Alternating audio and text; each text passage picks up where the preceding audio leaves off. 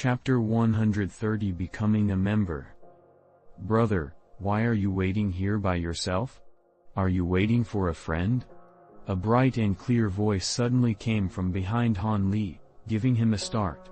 Han Li slowly turned around and saw 6 to 7 people standing not far from him. The one who spoke was a 27 or 28-year-old cultivator dressed in Taoist robes. This person had a blemishless white face and regular features. He held a horsetail whisk in his arm and was looking at Han Li with a smile. Does this Taoist priest have business with myself? Han Li did not understand the other party's questions and instead asked him a question in return.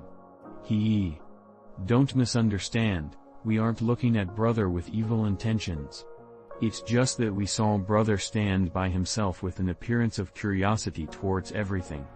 That's why we guessed your esteemed self was a rogue cultivator that attended the meeting alone and thought we'd come and make friends. We're all rogue cultivators much like your esteemed self. The Taoist priest explained with a face of benevolence. You are all rogue cultivators? Han Li was slightly shocked. That's right.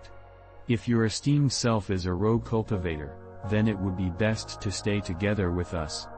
That way, everyone will be able to look after each other during this meeting. These words came from the delicate and pretty face of a young woman with a scar. Beside her was a large, fully bearded man carrying a broadsword on his back. The two seemed to be married. Yes, previously lone rogue cultivators that participated in the trade meet were regularly humiliated by those from large clans because they were too weak. The Taoist priest solemnly said. Hearing these two's words, Han Li had somewhat understood the other party's intentions.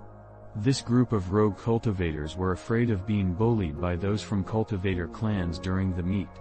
As a result, they voluntarily gathered together and created a small gang in an attempt to acquire the ability to defend themselves. That was why they looked everywhere for lone rogue cultivators. Since the other party's intent was clear, Han Li naturally could not refuse these kinds of good intentions. After all, he truly needed a small group to shield him from the rain.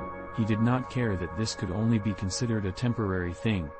However, he still needed to carefully ask the other party several questions before being able to join them with ease. Since you several people have looked out for me, I won't conceal anything.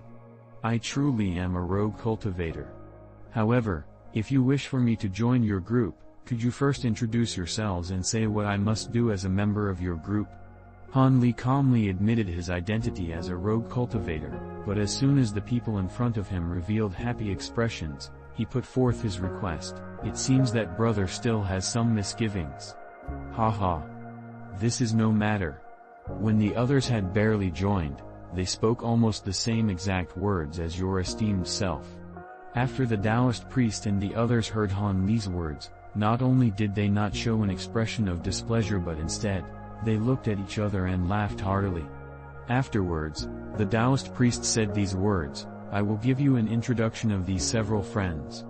The Taoist priest pointed to the several rogue cultivators and said to Han Li with a smile. These two are blood brothers from the dark blue wolf mountains, He Mu and He Jin.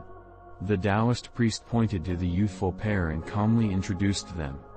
These two cupped their hands towards Han Li, and Han Li calmly returned the courtesy. This is Flying Lotus Cave's vagabond Han Lian and Pulu Mountain's master Ku Sang. This time, he pointed to the ordinary young lady and the small, bitter-faced Buddhist monk. As for them, we are a married couple from Skywater Village, Upingu and Xiong Dali. The Taoist priest had pointed to the young woman and that large bearded man who had not yet spoken. With a chuckle, the young woman quickly took over the conversation. The Taoist priest wasn't angry from being interrupted and calmly laughed instead. This humble Taoist is the Taoist priest of Crouching Ox Mountain's Young Ox Crown, Hua Shan. My Taoist name is Qing Wen.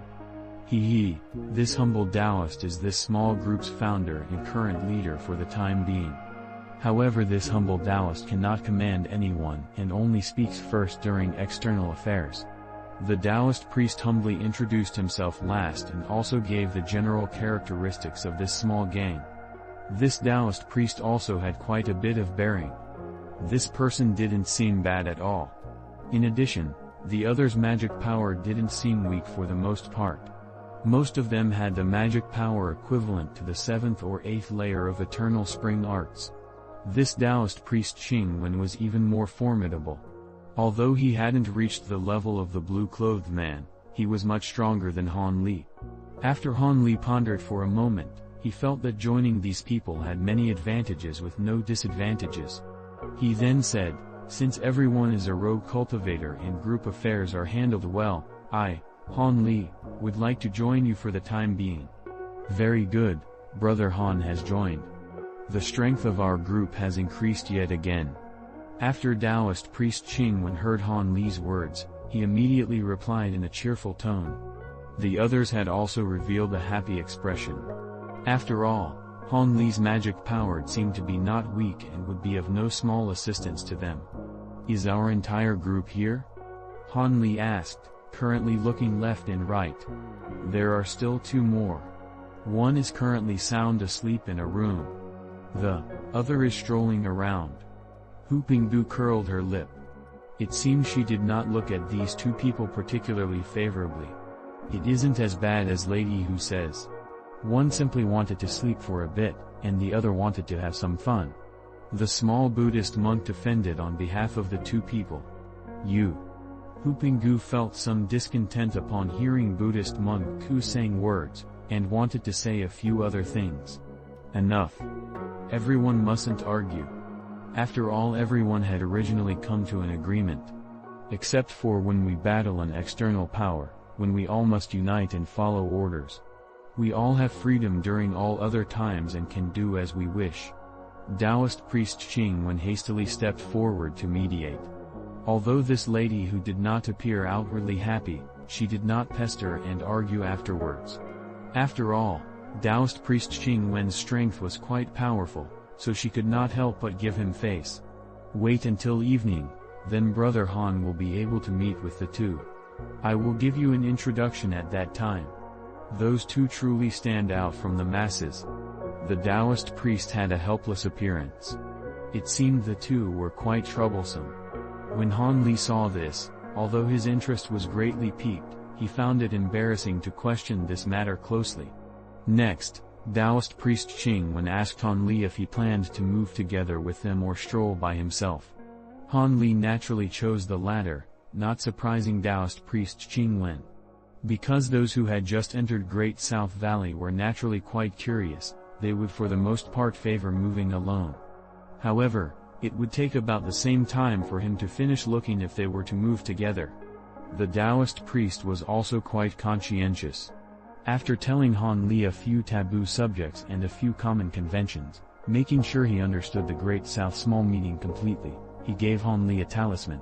He pointed to a pavilion's small bannered floor and told Han Li that the pavilion was where they were staying. The talisman he gave Han Li was a key to open the small floor's restrictive spell, allowing Han Li to rest there when he were tired. Afterwards these several people said their goodbyes to Han Li and disappeared from the dim light of night, leaving him not knowing whether they were continuing to look for other rogue cultivators. Han Li continued to look at the rear figures of these several people until they were already too far away to be seen. He then lowered his head to look at the talisman in his hand. There was a silver glisten on the yellow talisman. It was a talisman charm he was unable to make sense of. It seemed truly quite clever. After Han Li muttered to himself for a moment, he softly smiled. He folded the paper talisman and put it into his bosom. Then, after a deep look in the direction that Taoist priest Qingwen disappeared, he turned around and walked toward the plaza without the slightest hesitation. After he entered the plaza, Han Li became like the other cultivators. He slowly walked on one side while turning his head to look at the goods of each and every vendor's stall. According to what Taoist priest Qingwen had mentioned a moment ago, these cultivator transactions generally used 2 methods. The first method would be to exchange items for items.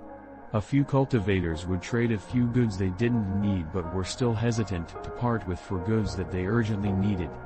As a result, Those who set up a vendor stall would not have any successful transactions for several days. This was quite a common occurrence.